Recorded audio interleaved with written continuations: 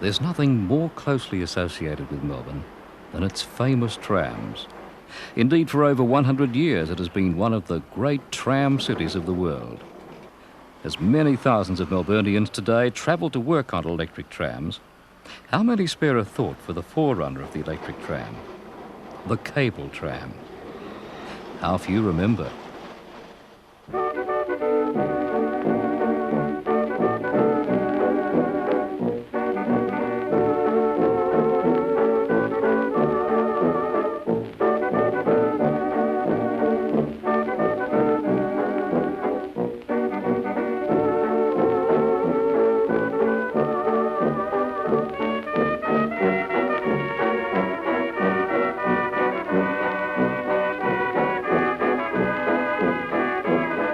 As the second last decade of the 19th century dawned, new and more efficient methods of mass suburban transport were sought. Until this time, horse-drawn vehicles and bicycles were the principal forms of transport.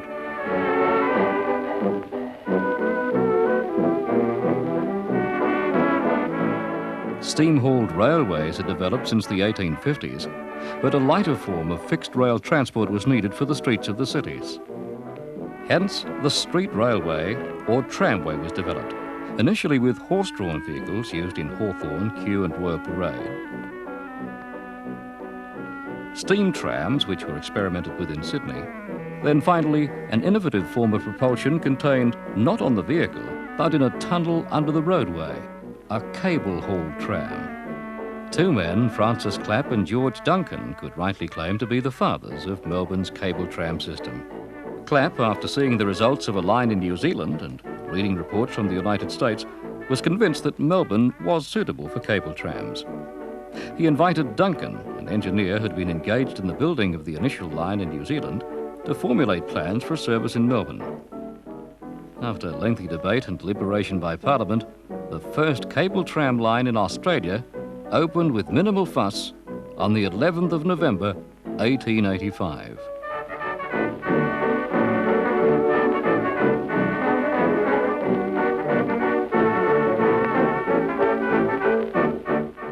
By 1920, when the final extension was opened, some 17 routes were in operation with their associated engine houses, covering more than 46 miles of double track and servicing most of the inner suburbs of Melbourne. The heart of the cable tram system was the cable and associated equipment. The cable for each house was first imported from England and then America in a single length sufficient to cover the entire section. Each 1-inch diameter cable had a tensile strength of 90 tons per square inch, which was strong enough to cope with all the trams operating on the route. After unloading, it was taken by horse-drawn vehicle to the engine house, where it was threaded through the tunnel to the terminus, and then returned to the engine house, where it was spliced over a length of about 80 feet to form an endless loop. Splicing was a complex and lengthy task, involving teams of highly skilled workers in an operation lasting several hours. The cable was made of steel and consisted of 6 strands, each of 7 wires, wrapped around a hempen core. The average life of a cable was about 6 months, although this varied from as little as 3 months to as long as 4 years on a lightly used route.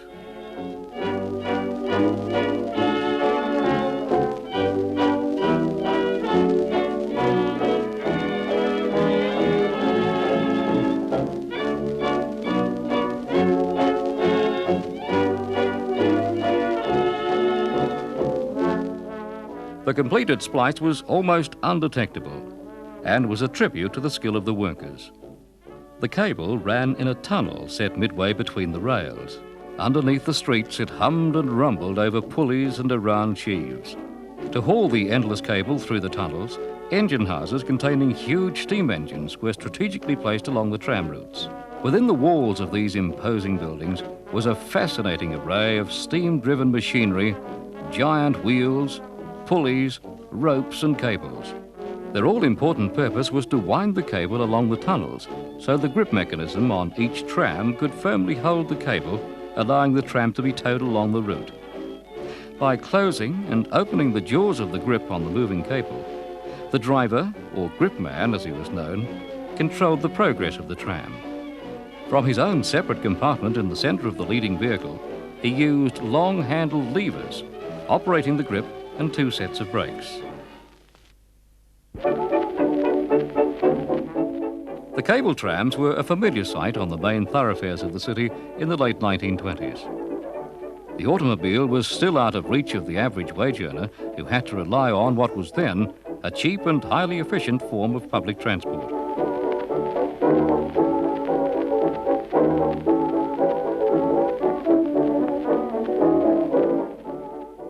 Services throughout the day were frequent, but at the corner of Collins and Swanston Streets in the evening peak hour between 5 and 6, more than 400 cable trams passed through the intersection.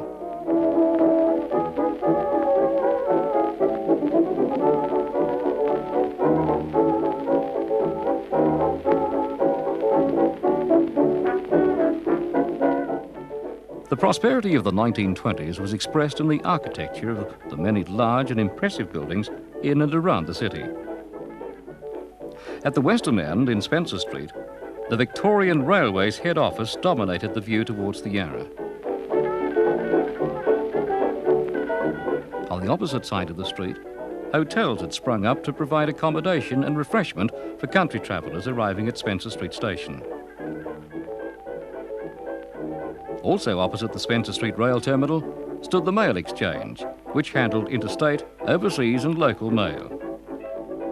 Back towards the centre of the city, the commercial heart of Melbourne, Bourke Street, busy and bustling, typical of the pace of city life at that time.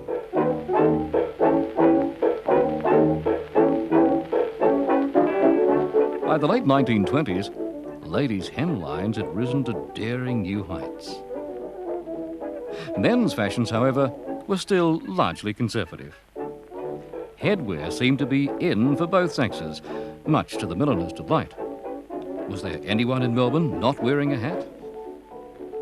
Collins Street, with its ornate gas lamps and impressive banking chambers, was the financial heart of the nation, while further east, parking spaces, then as today, were at a premium.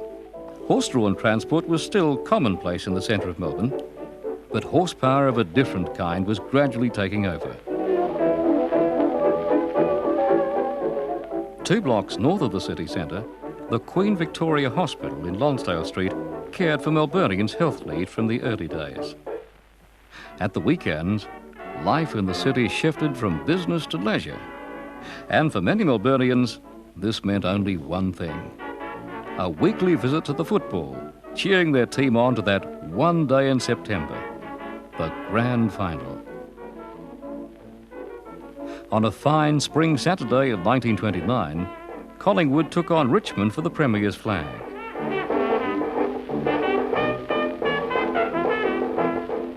After a long and hard-fought battle, Collingwood finally emerged victors, defeating Richmond by 29 points.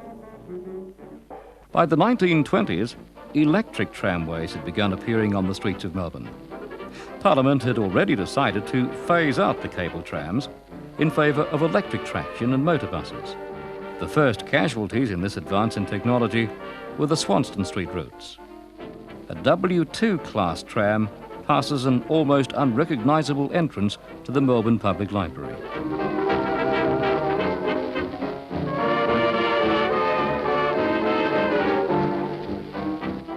Electrification was not just confined to the tramways, however. By the end of the 1920s, the Victorian Railways had completed electrifying the suburban passenger network, and rail commuters were being treated to new standards of speed and comfort. With the onset of the Depression in the 1930s, little thought was given to recording the demise of the superseded modes of transport, and even less to preserving examples of them.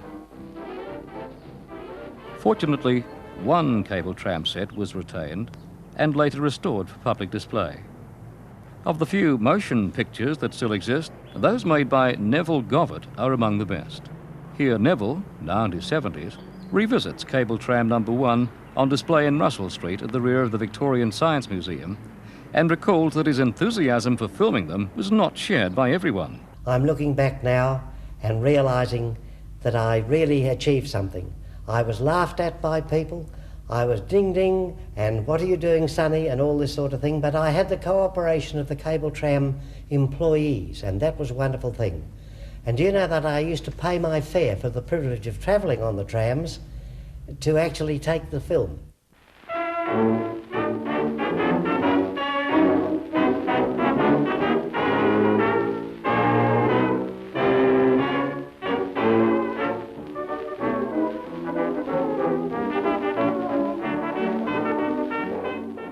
Neville's interest in the cable trams had been fostered by his elderly father. Dad was 53 years older than I, so you can understand that he had an interest in me almost as a grandson. He told me how he saw the Paran to rack line built. Men dug the pits by hand, and good faithful horses carried away the fill, and then he saw all the cables put in, and that was the line upon which I rode for many years.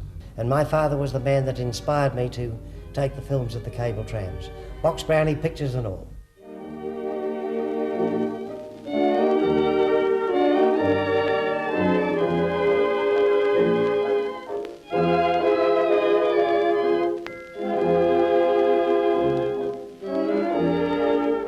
The rolling stock consisted of an enclosed trailer preceded by an open vehicle known universally as the dummy.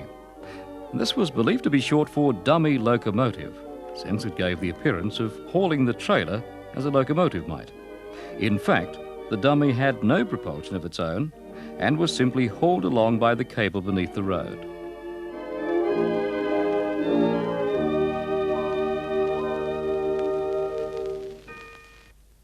The grip man controlled the operation of the tram by levers in the dummy.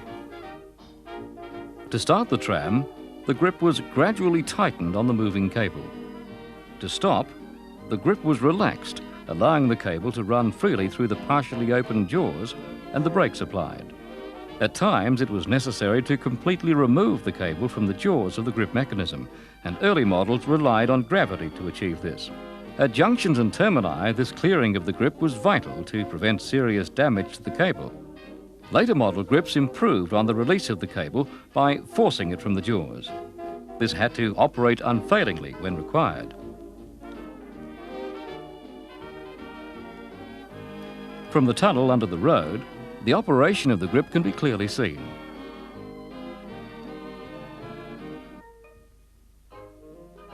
To lift the cable into the empty jaws of the grip, a device known as a cable dolly was located at each terminus and junction. The conductor pulled a cord, lifting the cable dolly, in turn directing the cable into the grip. The dolly was counterbalanced to overcome the weight of the moving cable. Another common way of picking up the cable used a slight track deviation, which virtually directed the open jaws onto the cable.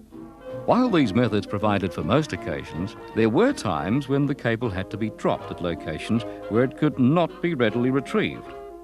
Neville explains how this was overcome. Well, that presented a slight problem. They seem to have an answer to every one. If he missed picking up a cable, then there would have to be probably a long report put in as to why he missed picking it up, but of course people would get in the way, an accident or something like that would occur. Then the normal procedure was to push the tram around the corner or to the nearest level piece of ground and let it glide slowly to the first pickup point, which was indicated by 2 white marble marks. That was pick up. 3 meant throw. 2 were to pick up. 1 was, that's where he should stop the front of the dummy. Now, they always tried to do that. However, they did carry a hook, and they would go out underneath into the slot, and then they would, with sheer manpower, pick it up. It was a very, very hard job, but they would pick it up and they would ease it in. On the other hand, another system was that the tram coming at the rear, who probably had the cable and had not lost his cable, they would just ease it into the crossbar at the back, and they would push very, very carefully until he was in a position, the tram that had lost the cable, to pick it up again. And then it would be all right, a wave and away. One of the busiest cable tram routes ran the length of Burke Street, past Parliament House, and served two of Melbourne's northern suburbs. At the junction of the two routes outside the exhibition buildings, Nicholson Street trams had to stop and change the points to continue their journey towards North Fitzroy.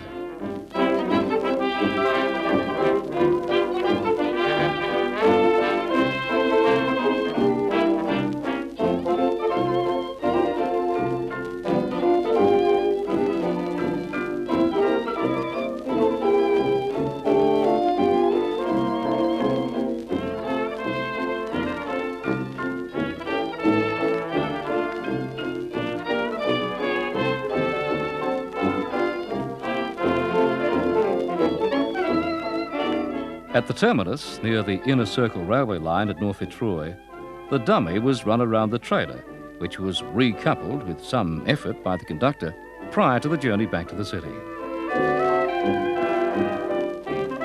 The other route which travelled along Burke Street was the Northcote line.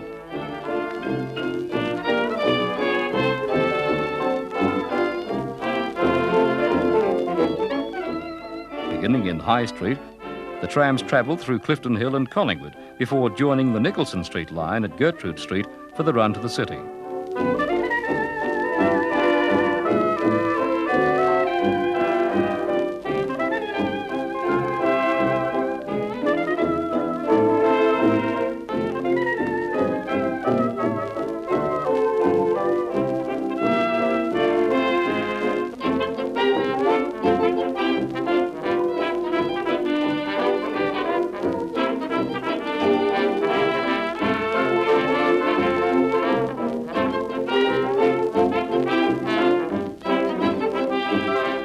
Burke Street, overlooked by Victoria's imposing Parliament House, traversed the retailing and entertainment heart of the city.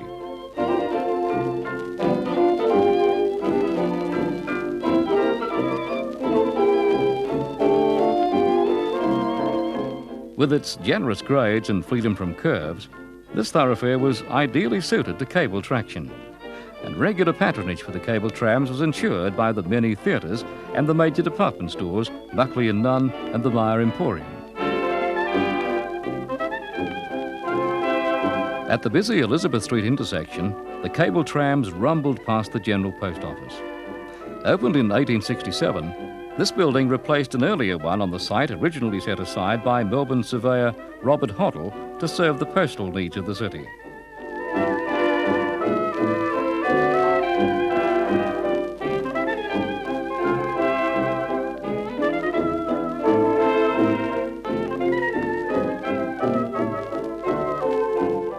Further west, the line climbed towards Queen Street, from where views back east through the city were unsurpassed.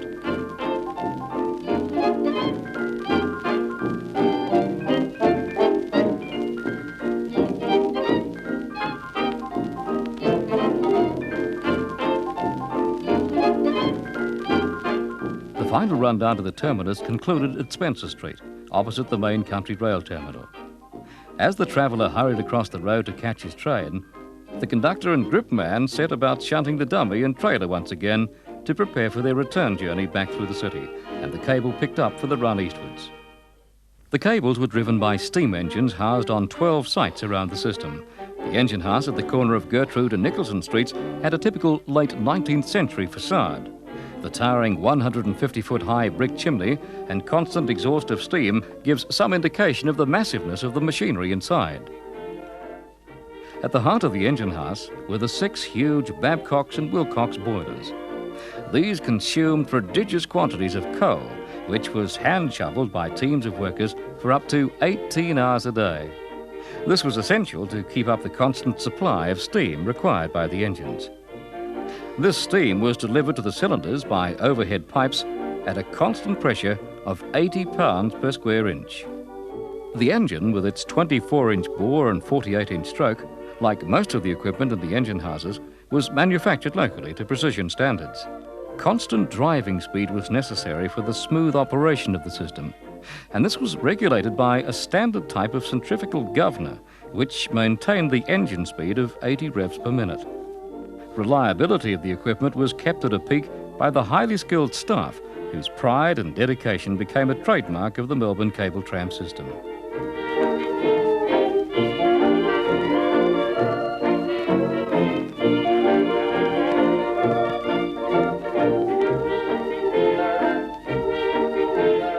The use of mechanical instruments, together with the trained eye, were foremost in the early detection of problems. For the final cable drive, the engine speed was reduced to 27 revs per minute by giant rope-driven pulleys. Underneath the roadway, outside the building, was a labyrinth of tunnels and cableways. It was from here that the cable was directed by a system of pulleys to a large angled sheave, and then into the engine house.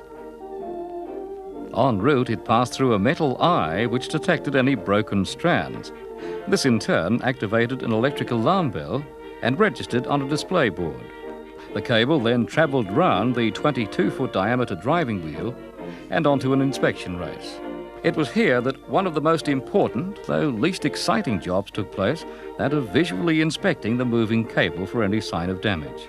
The position of the splice was monitored by a location disc on which could also be marked any minor damage for later repair. Constant tension had to be maintained on the cable at all times, as its length varied from day to day according to load, temperature and aging. To achieve this, a counterweighted tensioning carriage automatically adjusted minor changes in the length of the cable. Before leaving the engine house, it passed beneath a lubricating tap and on through the jaws of an open clamp, which, during shutdown of the system for maintenance or repairs, was closed to firmly hold the stationary cable. The cable then passed out into the street once again to continue its journey to the terminus and back.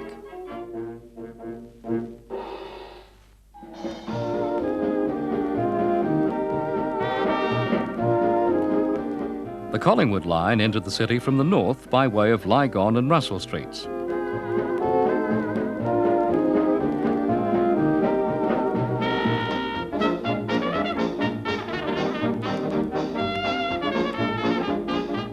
Crossing Latrobe Street with the Magistrates' Court on the corner, the route continued past the museum and the then tree-filled site, now occupied by restored cable tram number 1.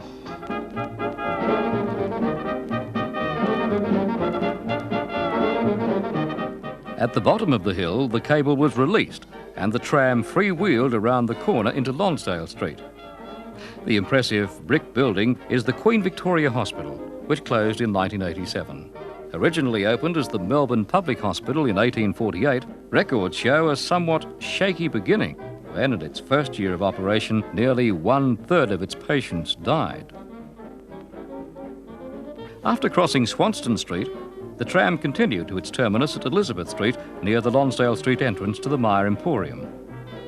The tram was then shunted in readiness for the return journey to Collingwood.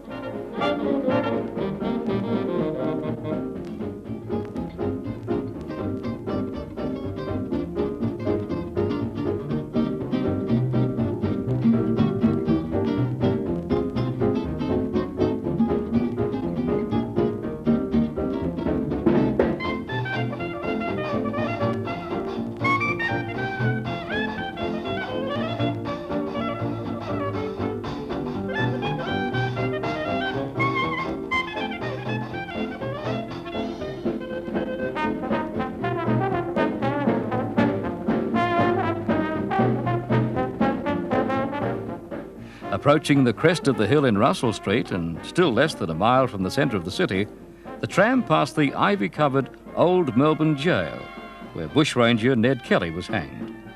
Opened in 1854, it's now a penal museum. In 1934, the worst of the Depression was over, and Melbourne slowly returned to some prosperity, with a rash of new buildings springing up to change the city skyline. To the city's south, the Shrine of Remembrance, built in 1929 to honour the soldiers who fell in the First World War, commanded respect from its prominent position on St Kilda Road. Nearby, horse riding was a popular pastime on the Tan around the outskirts of the Botanic Gardens. Within easy walking distance of the city, These gardens, with more than 80 acres of lawns, gardens and ornamental lakes, are considered among the most beautiful in the world.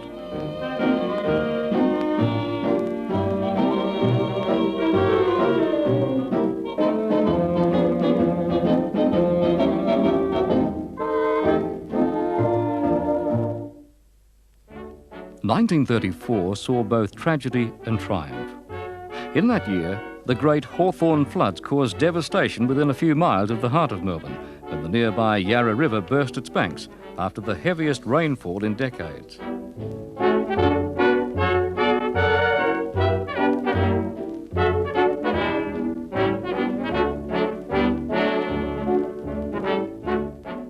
With acres of parkland covered in a raging torrent and buildings half submerged in the muddy water, the main form of transport became the boat or canoe, much to the delight of local children taking a day off school. For those without the genuine article, a piece of roofing iron, folded in the middle and nailed to a piece of wood at each end, provided an excellent substitute. Even the trip home from the pub seemed more difficult than usual. The floats of another kind, as Melbourne celebrated its centenary. The population was out in force to see one of the biggest processions in the city's history, depicting various aspects of its development. As well as the beautifully decorated floats, caricatures of popular stage and screen personalities of the day were also part of the parade. A similar float procession is still held in Melbourne as part of the annual Moomba festivities. A highlight of the 1934 parade was the visit of England's famous Grenadier Guards.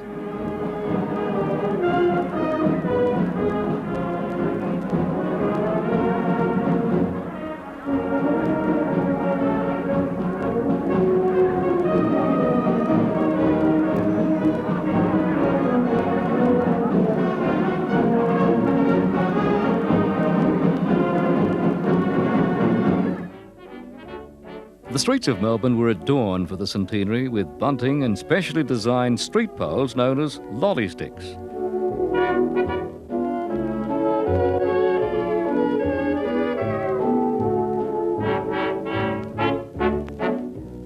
In contrast to busy Swanston Street, a quieter day in Burke Street saw a lightly loaded tram trundling past more of these unusual poles.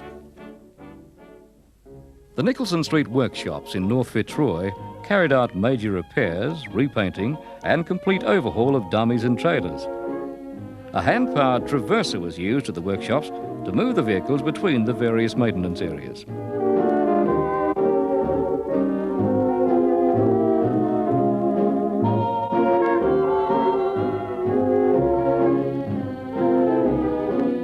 An inspection pit, which all trams passed over before starting their day's operation, was used to routinely check brakes and wheels.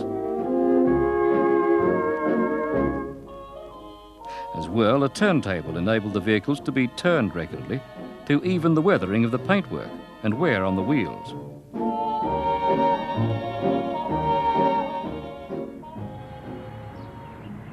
Recalling his visits to the workshops, Neville Gollett speaks of the pride and dedication of the men employed there. The pride and the work of the men was magnificent. They loved their jobs. They were tidy, neat, and men that would give service. Oh, it was wonderful. I do know that when a tram would be taken off the road for maintenance and repainting, that when it went out early at about 5 o'clock in the morning from one of the depots, I think it was Nicholson Street in the latter days, that men would actually be dusting the cars with the dusters as it went onto the road, and they would stand and admire it as it went out onto the road. To enter service for the day, the trams were towed from the depot, and once on the road, the raised grip was lowered by block and tackle through trapdoors in the road to the cable below.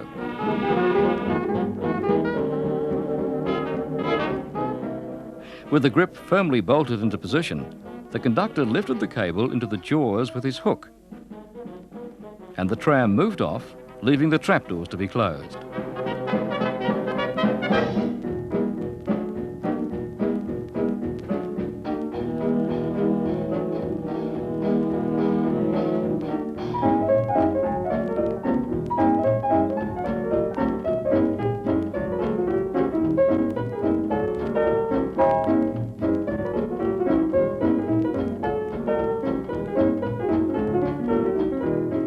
From 1921, paper tickets known as flimsies were issued in return for fares paid. Up until this time, however, the bell punch fare collection system had been used. The conductor had different fare value strips attached to his jacket. On payment of a fare, he used his bell punch to nip the appropriate strip. At the same time, a bell rang advising the passenger the fare had been registered. At the completion of his shift, the conductor's punch was unlocked and the paper punch-outs were counted and checked with the dial reading, the tickets and the cash. This ensured that all fares had been accounted for.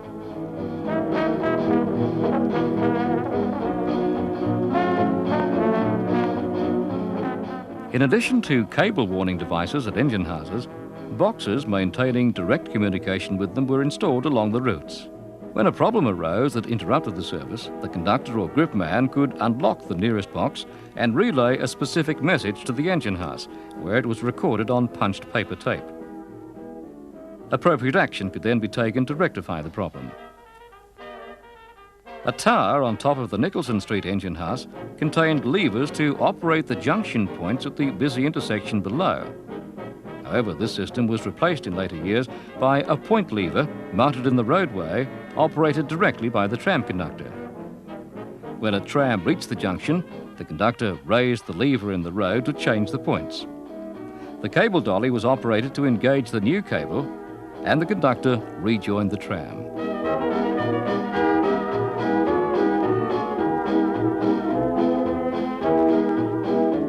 At certain points along the routes, illuminated signs or white marble strips in the roadway advised the gripman where to release the cable. For example, at intersections where two lines crossed, with one cable passing beneath the other, and also at corners. When the tram came to a curve, the general idea was to save wear and tear on the cable, and this was instigated by a Mr. Duncan, who was the marvellous engineer that installed the trams for Melbourne. The cable did not follow the line. It went straight out and turned at a right angle. Therefore, the gripman had to release the cable on approaching the curve. The tram went round on gravity, and then the cable was picked up to resume its journey around the corner. That saved tremendous wear and tear on the cable.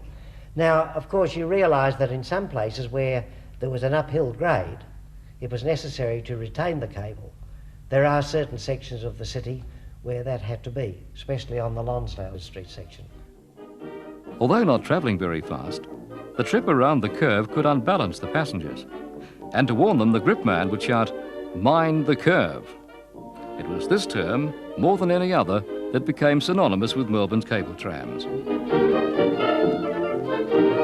But what if the unpropelled tram did not get around the curve? Well, the passengers got off and pushed. No trouble at all. Keeping the system running meant in some cases the performance of somewhat dangerous jobs with little thought for personal safety. This included inspecting and greasing the whirring pulleys which carried the cable from tiny manholes in the middle of the street.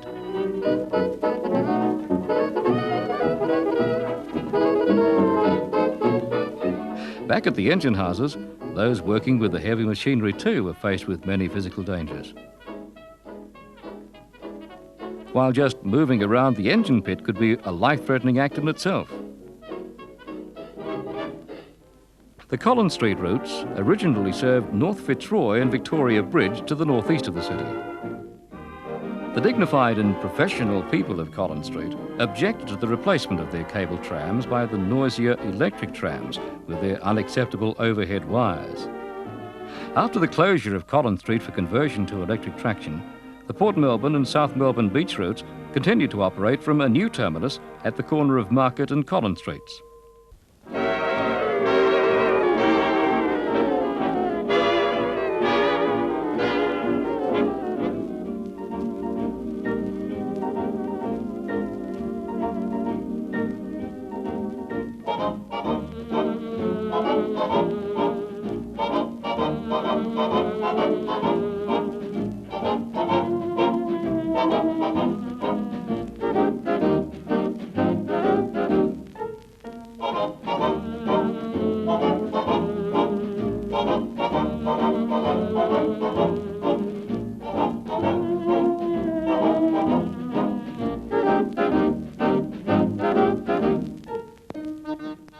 The route south from the city went under the 4-track railway viaduct at Flinders Street, where electric trains had been operating in the suburban area since soon after World War I.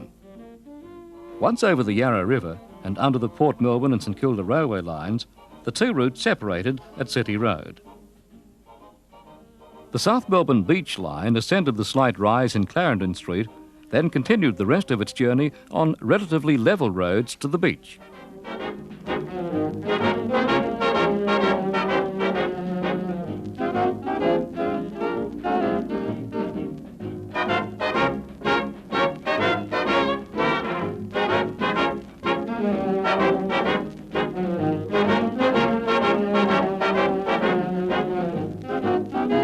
A short distance west of South Melbourne Beach was the Port Melbourne line terminus. The extensive wharves at Port Melbourne saw the regular arrival and departure of large cargo vessels and passenger liners in the days before travel by air was popular or affordable. From here, passengers wishing to travel to the other side of Port Phillip Bay could take one of the huge paddle steamers to such popular resorts as Queenscliff and Sorrento. The Hygeia was one of 3 paddle steamers that plied Port Phillip Bay on excursion traffic for Bay Steamers Limited between Port Melbourne and the southern Bayside resorts. Built in England in 1890, she was faster, roomier and more luxuriously appointed than her slightly older sister, the Ozone.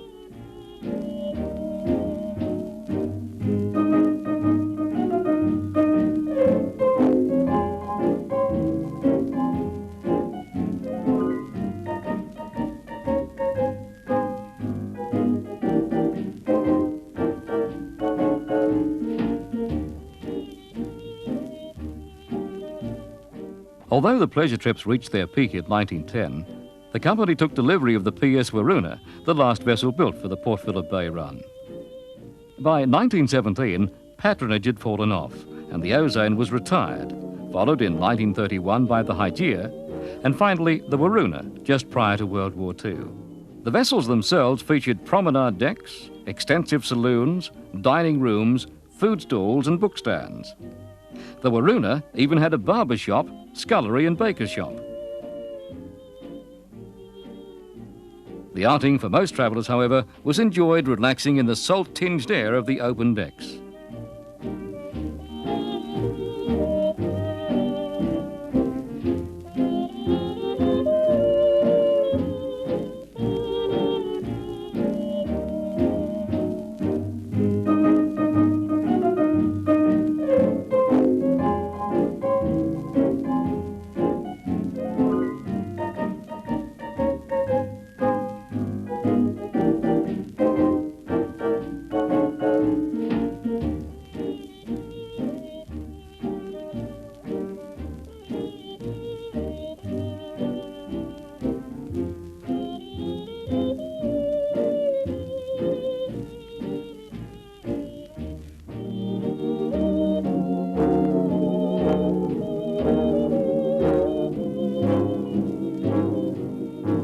The Port Melbourne railway station stood adjacent to the bridge beyond the cable tram terminus. The railway line from the port to the city opened in 1854 and was the first steam-operated train line in Australasia. As with the cable trams, it also has passed into history.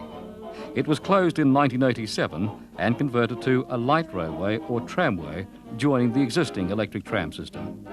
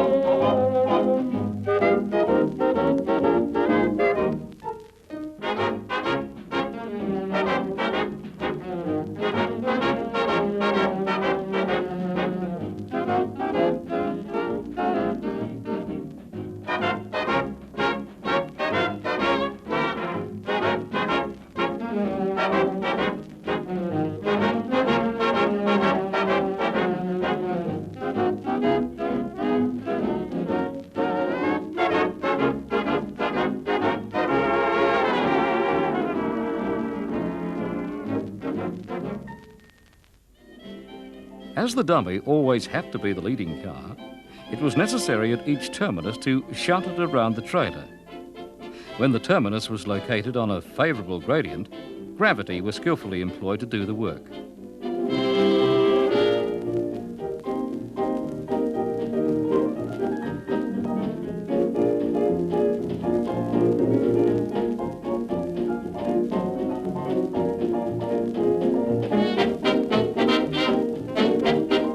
At places where the ground was level, the help of passengers and bystanders was often enlisted.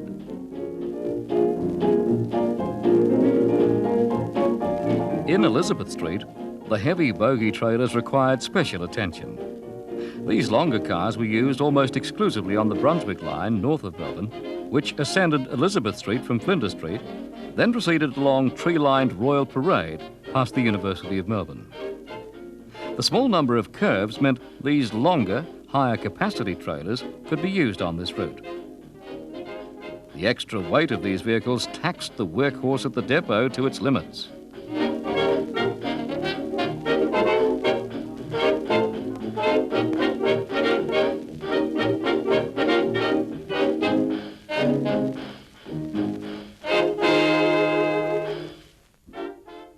The grip man had pride of place in the centre of the dummy. Exposed to the elements in the relative openness of this vehicle, he was responsible for the safe carriage of the passengers and smooth operation of the tram. Neville Gobbett again. Well, he stood in this compartment which was strictly his. No way in the world anybody was allowed in it, nor to stand in the front. The signal was to start the tram, 2 rings.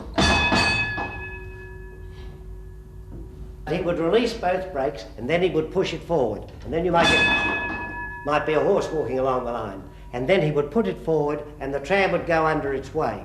Various rules and regulations were displayed inside the dummy, including at least one that was not always strictly observed. Well, it was a rule. As a matter of fact, I think it was regarded that the gripman just loved talking to the passengers. I do know that Ron Horton, I'd like to quote him, the man who drove the last cable tram, actually made a statement that when he was transferred to the electric system and he sat in the little box up front, he felt so lonely after having been in the cable tram dummy and spoken to the passengers. Everybody had a word to say, inspectors and all. Oh yes, it was a rule that just was there, but it just wasn't observed. By 1938, the Burke Street lines were the only route still in operation. As early as 1924, the first steps towards closure of the cable tram system were taken when tracks at the northern end of Swanston Street were closed for conversion to electric traction. New loops and terminal shunts were installed to allow the truncated routes to continue, albeit temporarily. In August 1925, the first complete route was closed, the Windsor Esplanade line, which had been the last to open. The first line opened, that to Richmond, closed on the 30th of June 1927. The honour of the final run was bestowed on tram number 1, now on display at the museum. When the South Melbourne Beach and Port Melbourne lines closed in 1937, all that remained were the Burke Street lines, which soldiered on for a further 3.5 years.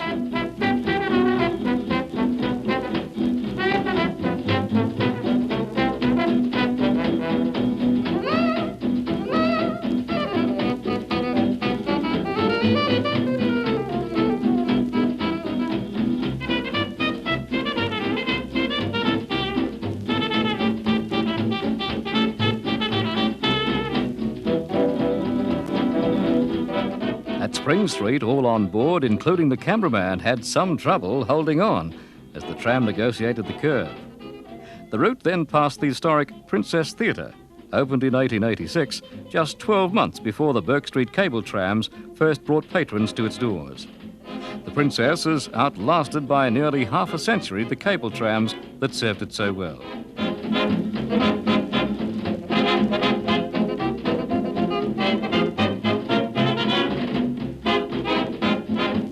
The northward-bound trams left Nicholson Street at the Exhibition Buildings and Melbourne Aquarium, turning east into Gertrude Street and passing the engine house that powered their cable.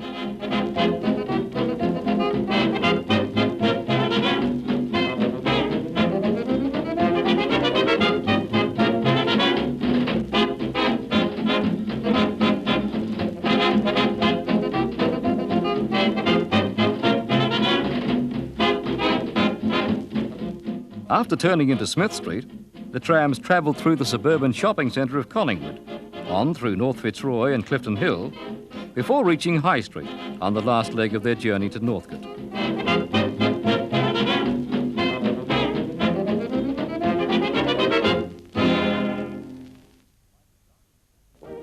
By the start of the Second World War, the electric tram had almost completely replaced the cable tram as street rail transport in Melbourne.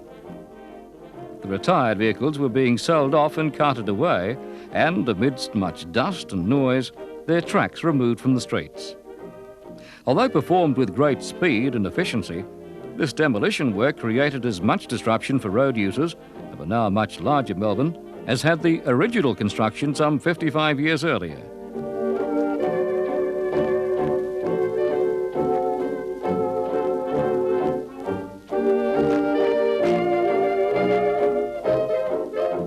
The W-class electric tram soon became a common sight in the streets of Melbourne, and the cable trams were quickly forgotten as attention focused on events unfolding half a world away in Europe.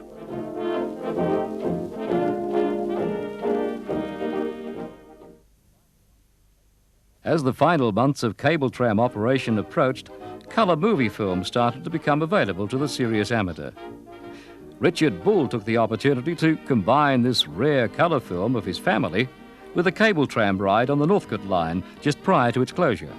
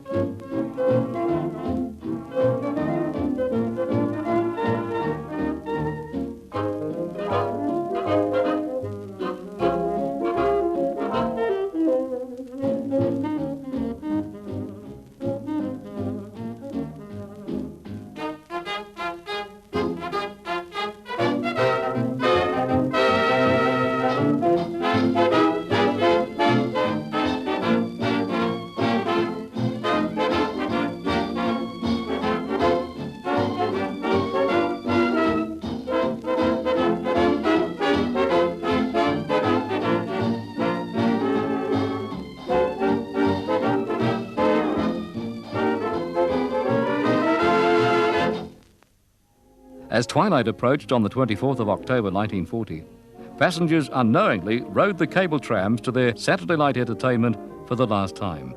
Later in the evening, to their surprise, they had to ride home in double-decker buses, which had replaced the trams from 9 p.m.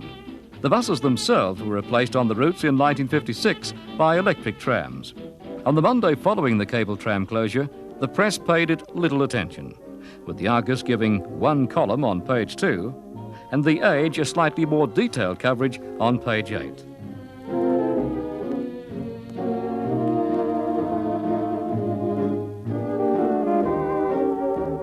Very little pictorial record of the final hours of this once great system survives. Little evidence now remains of Melbourne's cable tram system. The The last piece of track at the corner of Burke and Spencer Streets was removed in 1987 when alterations were made to the electric tram lines. Few vehicles have been preserved. And though some remaining buildings, such as the engine house at the corner of Bromby Street and St Kilda Road, are unrecognisable, others, like the one in North Melbourne, still retain some of their former character. Melbourne's system closed before sentiment and nostalgia were in vogue. This, coupled with World War II, put paid to any preservation schemes. That the system is fondly remembered today bears tribute to the dedication of the tram crews and the men in the engine houses, whose pride and skills were then just an accepted part of their everyday work.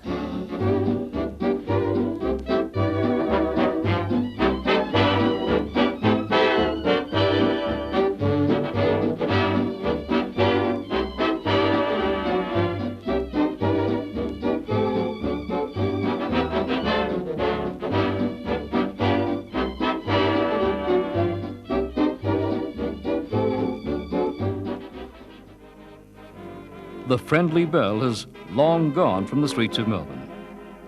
So too, the drone of the cable beneath the streets, and the cheerful cry, "Mind the curve."